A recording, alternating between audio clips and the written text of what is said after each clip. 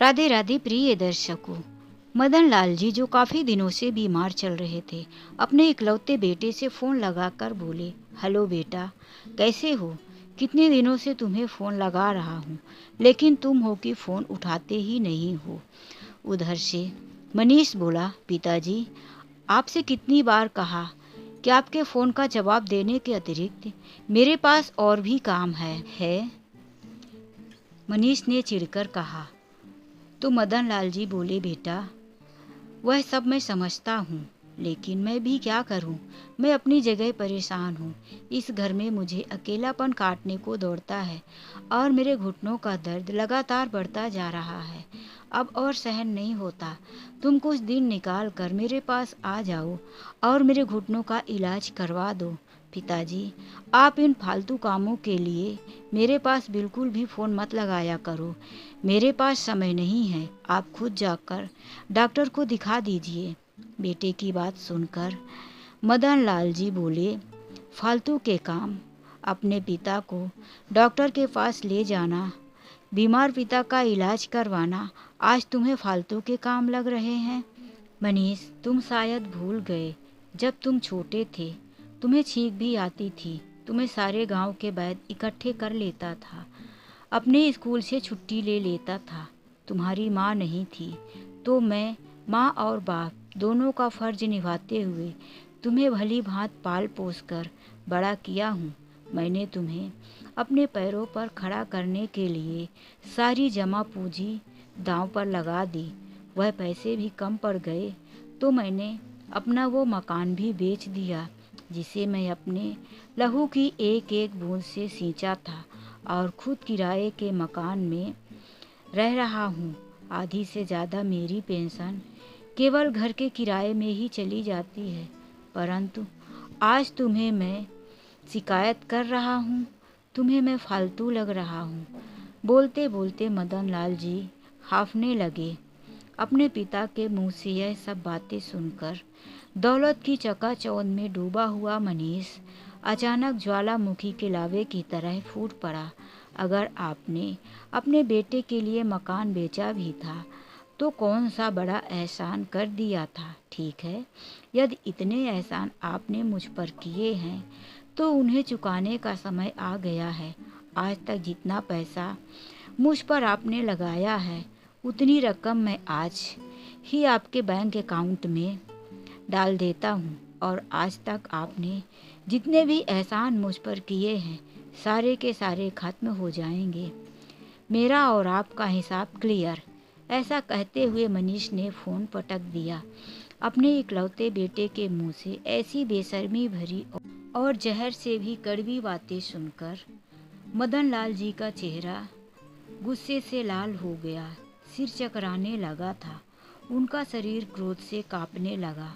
आंखों से आंसू अभी निकलने ही वाले थे कि उनकी नज़र अपनी स्वर्गवासी पत्नी की तस्वीर की ओर गई। उसी समय उन्हें अपनी पत्नी के द्वारा उसके अंतिम पलों में बोला गया एक वाक्य याद आया। सुनिए, आप मुझसे वादा कीजिए कि आप अपनी आंखों में कभी भी आंसू नहीं आने देंगे। यह वाक्य याद आते ही मनमोहन जी तुरंत अपने चेहरे पर फीकी सी हंसी लाते हुए बोले, नहीं, मैं रो नहीं रहा हूँ।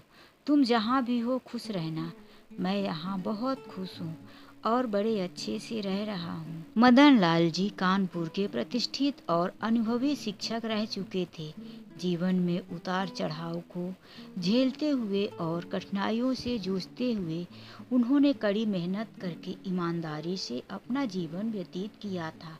एक शिक्षक होते हुए भी हमेशा उनका ध्यान इस तरफ रहता था कि वह अपने शिष्यों को एक जिम्मेदार नागरिक बना सके। लेकिन कहते हैं ना कि दिया खुद ही प्रकाश से वंचित रह जाता है। यही कहावत मदन लाल जी पर भी लागू होती थी। वह बिल्कुल नहीं जानते थे कि उनके जीवन में आगे क्या होने वाला है। मदन लाल जी, उनका एक इकलौता बेटा मनीष था। उनकी धर्म पत्नी के निधन के बाद प्रसव पीड़ा के दौरान ही मौत हो गई थी। बेटे मनीष के जन्म के साथ ही उनकी पत्नी स्वर्गवासी हो गई थी। गांव गांव समाज के लोगों ने उनके बेटे को अपशगुन कहकर बताया, जो जन्म लेने के साथ ही अपनी मां को खा गया था।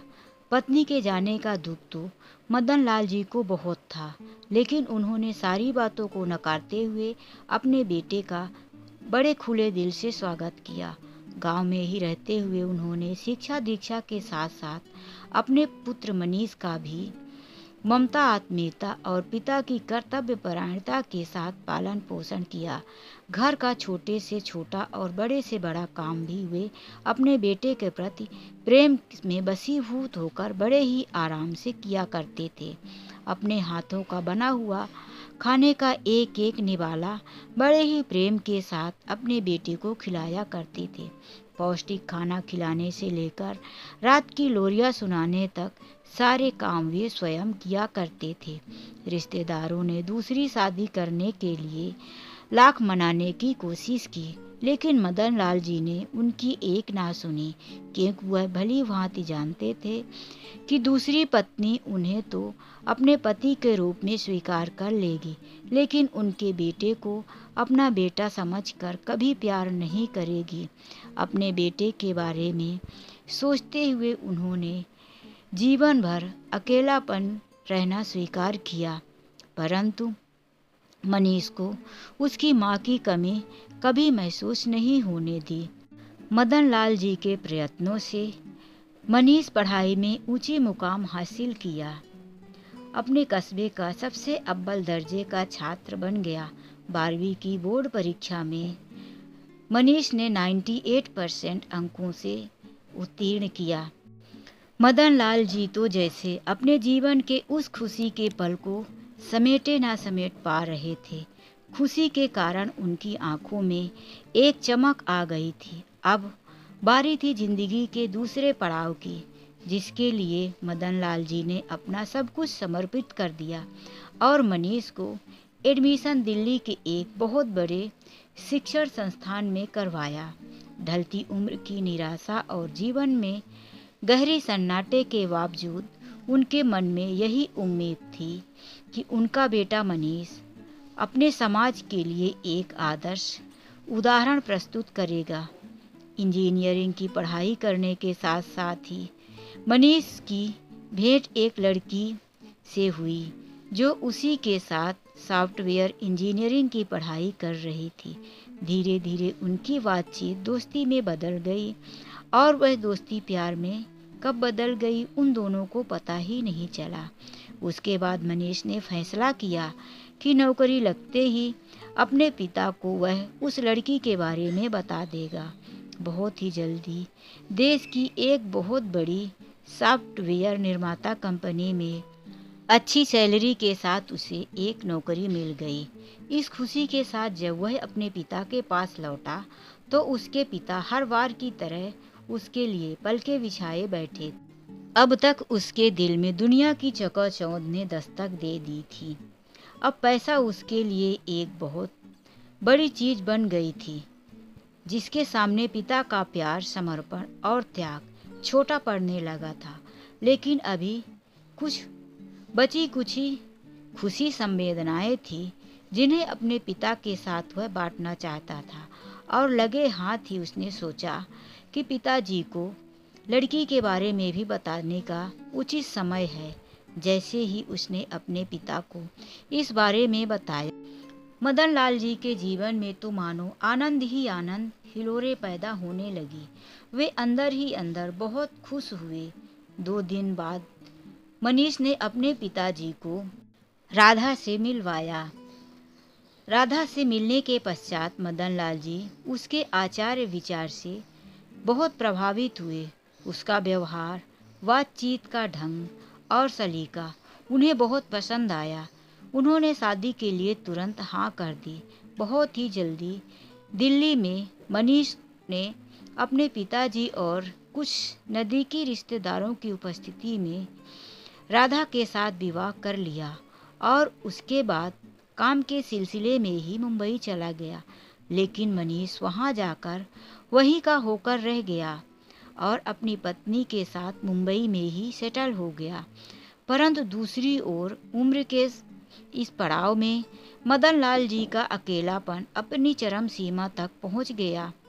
पहले तो मनीष हर तीसरे चौथे दिन फोन कर दिया करता था, परंतु आज कई सप्ताह बीत जाने पर भी उसने फोन की घंटी नहीं सुनी थी। मदनलाल जी के कान तरस गए थे। अक्सर कहा जाता है कि शादी के बाद बेटा बहू के कारण बदल जाता है, परंतु यहाँ तो उल्टा था। राधा हर रोज मदनलाल जी के पास फोन लगाया करती थी और उनका हालचाल जान लिया करती थी, और अपनी बहू का फोन आकर उसके मुंह से दो प्यार भरे शब्द सुनकर मदनलाल जी का अकेलापन कुछ कम हो जाता, परंतु वहीं अपने बेटे के व्यवहार से परेशान रह जाती। राधा भी अपने पति मनीष से इस बात को लेकर झगड़ा करती कि वह अपने काम में इतना व्यस्त हो गए हैं कि अपने जन्म देने वाले पिता को ही भूल गए। उसके पास समय ही नहीं, परंतु उस पर तो केवल पैसा कमाने का भूत सवार था। अपनी पत्नी की बात सुनकर भी वह अनसुना कर देता था। अपने अध्यापक की नौकरी से तो मदनलाल जी रिटायर हो चुके थे। अपनी सारी जमा पूंजी और मकान तक को वह अपने बेटे पर लगा चुके थे। घुटनों का दर्द और अकेलापन दिन बीतने के साथ बढ़ता जा रहा था, जिस कारण उन्होंने आज अपने बेटे को फ़ोन लगाया था, परंतु दूसरी ओर से जवाब मनीष ने दिया था। उनका दिल अंदर तक दहल गया था। वे सोचने लगे कि जमाने की दलदल में फंसता हुआ उनका मूर्ख बेटा यह जान ही नहीं पाया कि यह एहसान नहीं था, बल्कि प्यार और अपनापन था उसके पिता का। वे जानते थे कि हाई फाई प्रोफाइल समिति की बुद्धिजीवी मानसिकता ने उनके बेटे का विवेक छीन लिया था। उनकी बहू राधा उनकी अकेलेपन की पीड़ा को भलीभांति समझती थी, परंतु अपने पति के व्यवहार के समक्ष बेबस थी। इसी दौरान राधा और मनीष के घर मदनलाल जी की अगली पीढ़ी ने दस्तक दी और मनीष के घर नन्हे मुन्ने मेहमान की किलकारी से गूंज उठा। पोता होने की खबर सुनकर मदनलाल जी स्वयं को रोक ना पाए और अगले दिन अपने बेटे के घर पहुंच गए। अपने पोते से मिलकर उन्हें इतनी खुशी हुई मानो उनके जीवन का सबसे अनमोल तोहफा उन्हें आज मिल गया हो। तभी तो कहा जाता है कि मूल से कई गुना ब्याज पर प्यारा होता है। अपने पोते को अपनी गोद में उठाकर उन्हें ऐसा लगा जैसे कि आज 30 साल पीछे चला गया हो और उनका छोटा मनीष उनकी गोद में हो। नवजात के नामकरण का अधिकार राधा ने मदनलाल जी को दिया। दादाजी ने उसका नाम समीर रखा। उसके प्यारे से चेहरे को देखते हुए उनके मन में वात्सल्य उमड़ आया और आंखों में खुशी के आंसू आ गए। जब राधा ने यह दृश्य देखा तो उसे बड़ी प्रसन्नता हुई, क्योंकि कई सालों के बाद उसने अपने ससुर जी को इतना खुश देखा था। उसने ठान लिया था कि वह उन्हें कहीं नहीं जाने देगी। करीब 1 सप्ताह अपने बेटे के घर गुजरने के बाद जब मदनलाल जी ने वापस जाने का सोचा तो राधा ने अपने पति मनीष से कहा, सुनो जी, एक बात कहूँ। काफ़ी समय बाद मैं पिताजी को हंसते मुस्कुराते देखी हूँ। अपने पोते को पाकर उनके चेहरे पर एक अलग ही रौनक आ गई है। दादा बनने की खुशी उनके चेहरे पर साफ झलक रही है। मैं सोचती हूँ कि उनका यह चेहरा हमेशा यूं ही मुस्कुराता रहे, इसीलिए अब से वो भी हमारे साथ ही रहे तो कैसा रहेगा। राधा ने यह बात इतनी विनम्रता और प्यार से कही कि मनीष के पास मना करने का कोई कारण ही नहीं बचा। अब मदनलाल जी अपने बेटे के घर में ही मुंबई में ही रहने लगे थे। अपने पोते समीर का साथ पाकर उनकी ज़िंदगी को मानो नई मायने मिल गए थे। नन्हे समीर को भी अपने दादाजी का साथ बहुत भाता था। उनकी गोद में आकर उसे एक अलग तरह की खुशी मिलती थी। समय पाकर राधा अपने ससुर जी की घुटनों के एक बहुत बड़े स्पेशलिस्ट के पास लेकर गई और उनके अच्छे से इलाज करवाया, जिससे उनके घुटनों में अब धीरे धीरे आराम होने लगा। अब वह सही ढंग से चलने फिरने लगे थे। राधा इस बात का पूरा ध्यान रखती थी कि मदन लाल जी को उनके घर में रहकर किसी तरह की तकलीफ नहीं होनी चाहिए। समय बीतने के साथ साथ जैसे समीर बड़ा हो रहा था, अपने दादाजी के प्रति उसका प्रेम और प्रगाढ़ होता जा रहा था, लेकिन वही उनका अपना बेटा मनीष धीरे धीरे उनसे पूर्ण रूप से कटता जा रहा था। मदन लाल जी का जोर जोर से खांसना, घर के किसी काम में बोलना उसे बिल्कुल पसंद नहीं था। मनीष की काम की व्यस्तता और चिंताएं भी लगातार बढ़ती जा रही थी, जिस कारण वह एक रात शराब पीकर नशे में धुत होकर घर लौटा।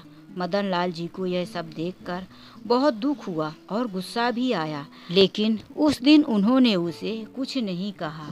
परंतु धीरे धीरे समय बीतने के साथ अब मनीष पीकर लौटना शुरू कर दिया। अक्सर शराब के नशे में वह राधा को भी गालियां देने लगा था। अब मदन लाल जी ने चुप बैठना उचित नहीं समझा और एक दिन उसे अपने पास बैठाकर समझाने लगे, देखो बेटा मनीष, यह शराब कोई अच्छी चीज़ नहीं है। इसने ना जाने कितने घरों को उजाड़ कर रख दिया है। मैं कई दिनों से देख रहा हूँ, तुम रोज़ शराब पीकर आते हो। कल तो तुमने हद कर दी, जब तुमने बहू को भी गालियाँ दी। तुम्हें शायद नहीं मालूम कि तुम्हारा जीवन किस दिशा में जा रहा है। तुम्हारा पारिवारिक जीवन और अधिक खराब हो जाएगा। इससे पहले ही तुम संभल जाओ और नशे से दूर रहो। पिता ने यह सब बात बड़ी आत्मीयता और प्रेम से कही, लेकिन मनीष को लगा कि जैसे उसके पिता की बातें, उनकी चिंताएं केवल उसे ताना मारने, सताने और जताने के लिए ही है। ना जाने क्यों वह अपने पिता के प्यार को पूरी तरह से भूल चुका था। अपने पिता के द्वारा समझाए जाने पर मनीष एकाएक भड़क उठा और बोला, पिताजी, आप मेरी ज़िंदगी में कोई दखल ना दें तो ही अच्छा है। मुझे मालूम है कि मुझे क्या करना चाहिए, क्या नहीं। मुझे कैसे जीना है, कैसे रहना है और क्या खाना है, क्या पीना है। मुझे ऐसे इंसान की शिक्षा की कोई आवश्यकता नहीं जिसने अपने जीवन भर कोई तरक्की नहीं की।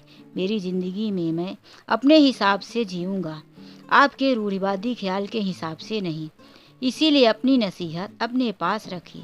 मनीष की इन बातों से मदन लाल जी की आंखों में आंसू आ गए, परंतु उन्होंने चुप रहना ही उचित समझा, क्योंकि अब तो उनके पास गांव वाला मकान भी नहीं था जहां वे अकेले रह पाते। उनकी बहू राधा ने भी उनकी ओर देखा, उसकी आंखों में से भी आंसू बह निकले।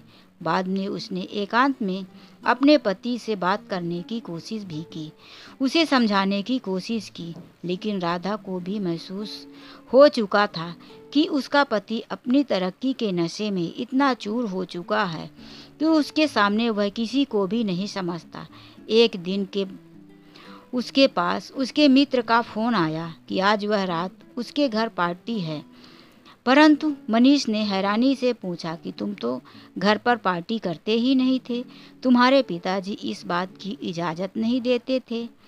तो उसके दोस्त ने बताया कि मैं अपने पिताजी को वृद्धाश्रम में छोड़कर आ गया हूँ, क्योंकि वह मुझे स्वतंत्र जीवन जीने नहीं दे रहे थे। उनके जाने के बाद मैं आराम से हूँ। अपने मित्र की बात सुनकर मनीष को बहुत खुशी मिली। उसकी बात उसे पसंद आई, क्योंकि वह तो स्वयं भी अपने पिता की उपस्थिति में असहज महसूस करता था। अब उसने भी मन ही मन में तय कर लिया था कि वह भी अपने पिता को वृद्धा आश्रम छोड़ आएगा, लेकिन वृद्धाश्रम भेजने की बात को राधा ने विरोध कर दिया। उसने कहा, समीर को दादाजी के साथ बहुत अच्छा लगता है और फिर पिताजी की तबीयत अब ठीक नहीं रहती। यह उनके आराम करने के दिन है, इसीलिए हमें उन्हें अपने पास रखकर उनका ध्यान रखना चाहिए।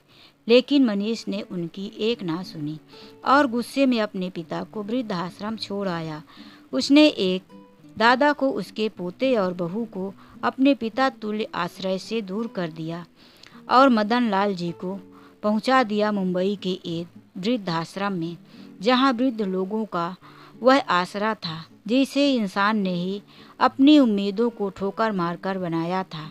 जिस समय मदन लाल जी वृद्धाश्रम पहुंच गए थे, उस समय समीर 7 साल का था। अपने दादा के वृद्ध आश्रम भेजे जाने पर वह बहुत उदास था। रह रहकर उसके मन में अपने दादा के साथ बिताए गए मीठे पलों की यादें उमड़ आती थी।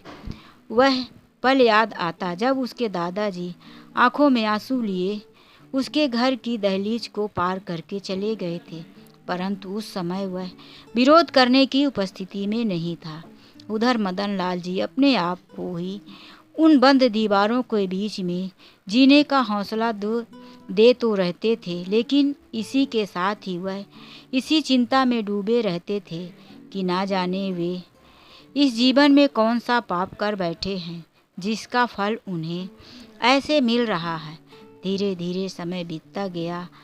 आज समीर 16 साल का हो चुका था और हर साल की तरह राधा अपने बेटे को लेकर उनके जन्मदिन पर उसके दादाजी से मिलाने वृद्धाश्रम लेकर आई और वहां जाकर मदन लाल जी को और अन्य बुजुर्गों के साथ उसने समीर का जन्मदिन मनाया।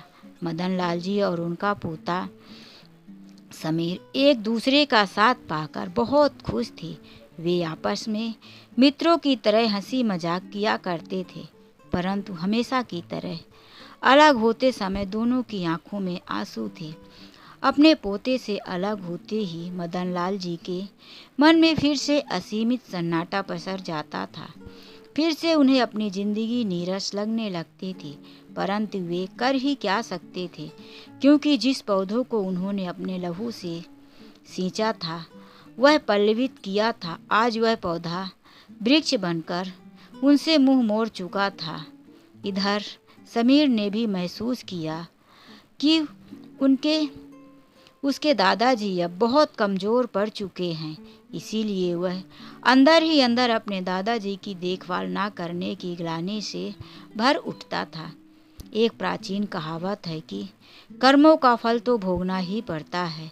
देखते ही देखते समय का चक्र बदला और एक दिन समीर महज ही 16 साल की उम्र में बियर पीकर बोतल चढ़ाए हुए नशे में धुत शाम को पार्टी से घर लौटा। अचानक इस घटना से मनीष के अंदर का पिता जाग उठा और एक सामान्य भारतीय पिता की तरह उसने भी अपने बेटे समीर से प्रश्न किया, क्या तुम्हारी उम्र है नशा करने की? तुम्हें शर्म नहीं आई? इस उम्र में नशे में धुत होकर अपने पिता के सामने खड़े हो? गुस्से में मनीष ने पूछा।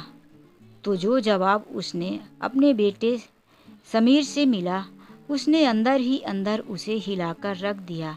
समीर ने कहा, it's my life, my life, my rules. मेरी ज़िंदगी मुझे अपने तरीके से जीनी है। आप भी तो ऐसे ही जीते हो। क्या आपने कभी दादाजी की बात सुनी थी? तो फिर मैं आपकी बात क्यों सुनूं? फिर क्या था?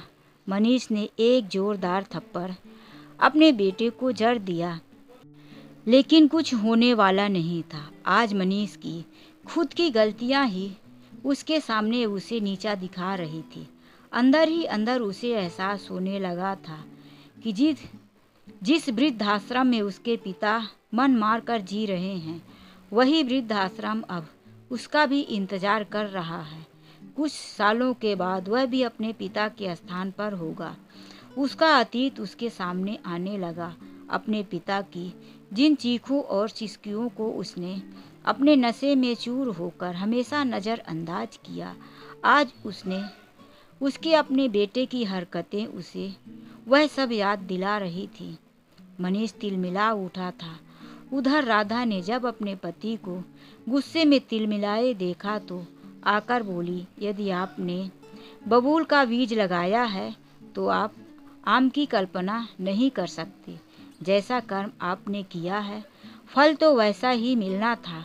पत्नी और बेटे की बातें सुनकर मनीष के सामने उसके अतीत के पन्ने खुलने लगे, जो उसे एहसास करा रहे थे कि उसने पैसा तो बहुत कमाया, नहीं कमा सका तो केवल अपने पिता का प्यार।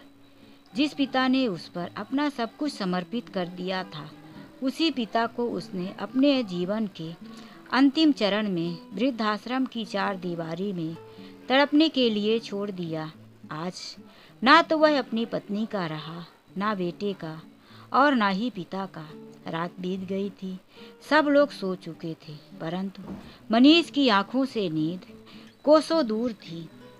आज तक उसने जो भी किया था वह उसके आज साथ हो रहा था। उसके बारे में सोचकर उसकी आंखों से आंसू बहते जा रहे थे।